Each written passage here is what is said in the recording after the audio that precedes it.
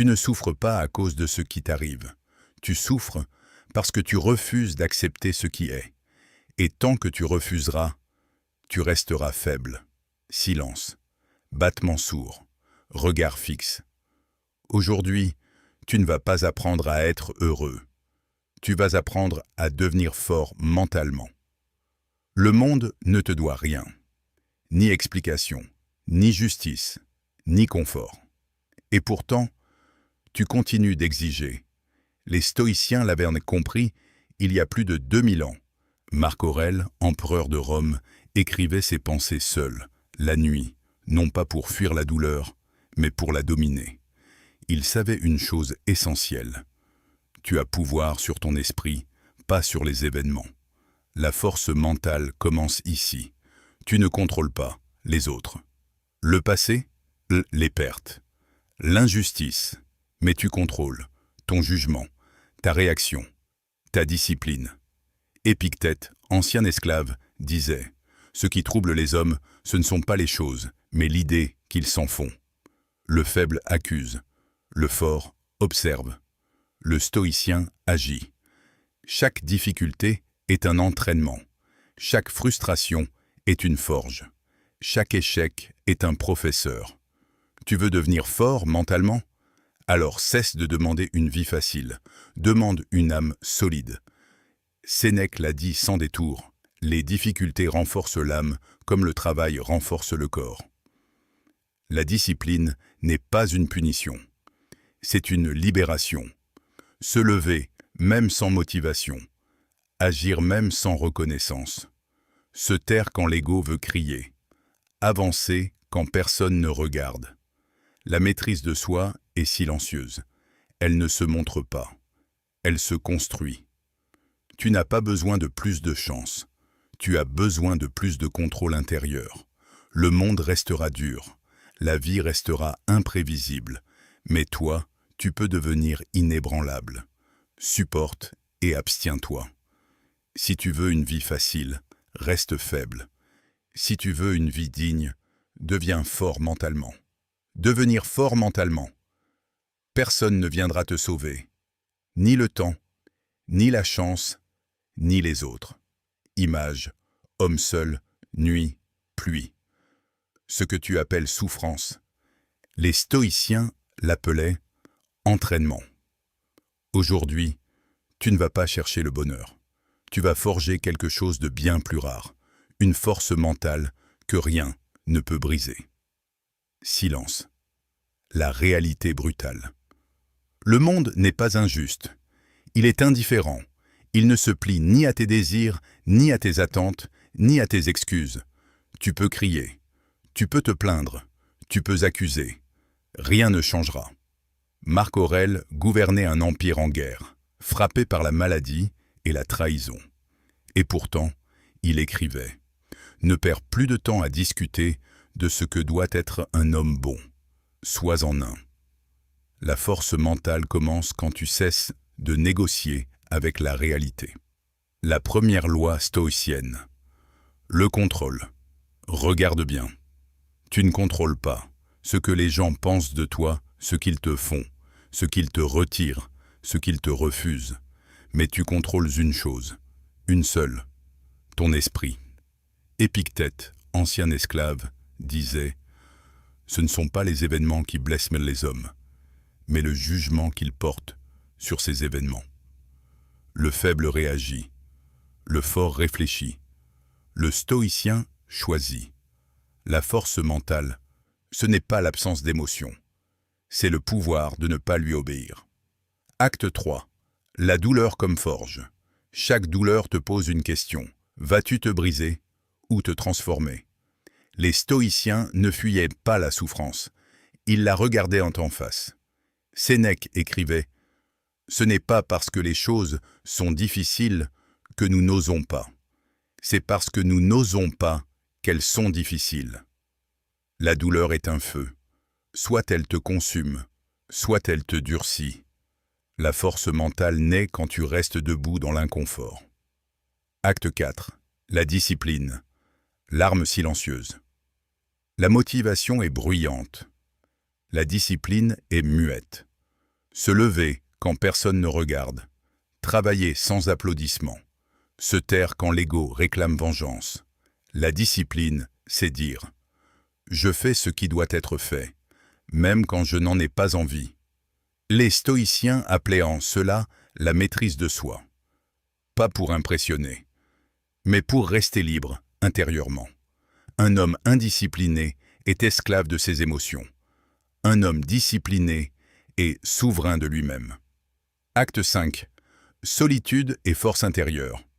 Tu deviendras fort mentalement le jour où la solitude ne te fera plus peur, le silence ne t'angoissera plus, l'opinion des autres ne te contrôlera plus. Marc Aurèle écrivait seul, la nuit, pour se rappeler une chose. La paix intérieure commence quand tu ne laisses plus les autres décider de ton état d'esprit. La force mentale est intérieure, invisible, inattaquable. Acte 6.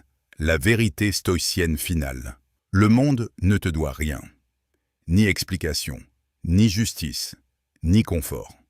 Et pourtant, tu continues d'exiger. Les stoïciens l'avaient compris il y a plus de 2000 ans. Marc Aurèle, empereur de Rome, écrivait ses pensées seul, la nuit, non pas pour fuir la douleur, mais pour la dominer. Il savait une chose essentielle. Tu as pouvoir sur ton esprit, pas sur les événements. La force mentale commence ici. Tu ne contrôles pas les autres. Le passé, les pertes. L'injustice, mais tu contrôles ton jugement, ta réaction, ta discipline. Épictète, ancien esclave, disait « Ce qui trouble les hommes, ce ne sont pas les choses, mais l'idée qu'ils s'en font. Le faible accuse, le fort observe, le stoïcien agit. Chaque difficulté est un entraînement, chaque frustration est une forge, chaque échec est un professeur. Tu veux devenir fort mentalement? Alors cesse de demander une vie facile, demande une âme solide. Sénèque l'a dit sans détour, les difficultés renforcent l'âme comme le travail renforce le corps. La discipline n'est pas une punition, c'est une libération. Se lever, même sans motivation. Agir même sans reconnaissance. Se taire quand l'ego veut crier. Avancer quand personne ne regarde. La maîtrise de soi est silencieuse. Elle ne se montre pas. Elle se construit. Tu n'as pas besoin de plus de chance. Tu as besoin de plus de contrôle intérieur. Le monde restera dur. La vie restera imprévisible. Mais toi, tu peux devenir inébranlable. Supporte et abstiens-toi. Si tu veux une vie facile, reste faible. Si tu veux une vie digne, deviens fort mentalement. Devenir fort mentalement. Personne ne viendra te sauver. Ni le temps, ni la chance, ni les autres. Image, homme seul, nuit, pluie. Ce que tu appelles souffrance, les stoïciens l'appelaient entraînement. Aujourd'hui, tu ne vas pas chercher le bonheur. Tu vas forger quelque chose de bien plus rare, une force mentale que rien ne peut briser. Silence. La réalité brutale. Le monde n'est pas injuste. Il est indifférent. Il ne se plie ni à tes désirs, ni à tes attentes, ni à tes excuses. Tu peux crier. Tu peux te plaindre. Tu peux accuser. Rien ne changera. Marc Aurèle gouvernait un empire en guerre, frappé par la maladie et la trahison. Et pourtant, il écrivait « Ne perds plus de temps à discuter de ce que doit être un homme bon. Sois en un. » La force mentale commence quand tu cesses de négocier avec la réalité. La première loi stoïcienne. Le contrôle. Regarde bien. Tu ne contrôles pas ce que les gens pensent de toi, ce qu'ils te font, ce qu'ils te retirent, ce qu'ils te refusent. Mais tu contrôles une chose, une seule, ton esprit. Épictète, ancien esclave, disait « Ce ne sont pas les événements qui blessent les hommes, mais le jugement qu'ils portent sur ces événements. Le faible réagit, le fort réfléchit, le stoïcien choisit. La force mentale, ce n'est pas l'absence d'émotion, c'est le pouvoir de ne pas lui obéir. Acte 3. La douleur comme forge. Chaque douleur te pose une question. Vas-tu te briser ou te transformer?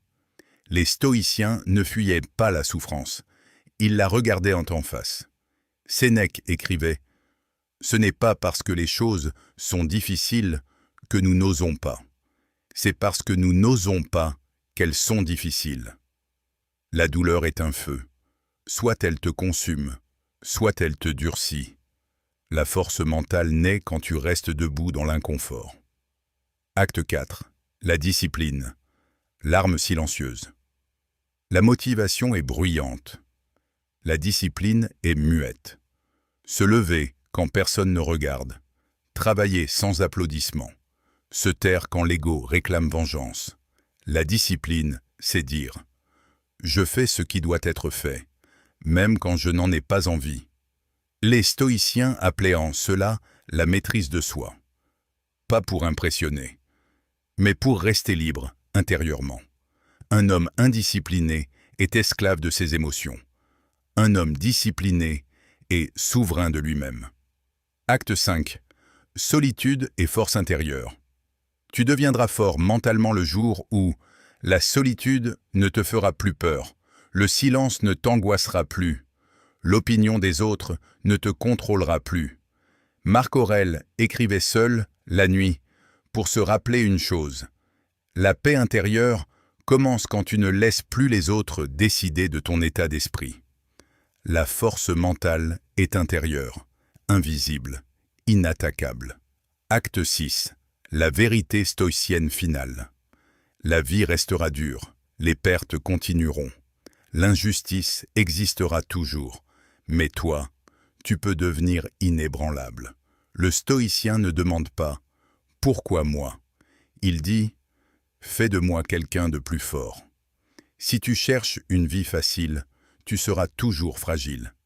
Si tu cherches la maîtrise de soi, rien ne pourra t'arrêter si tu t'abonnes.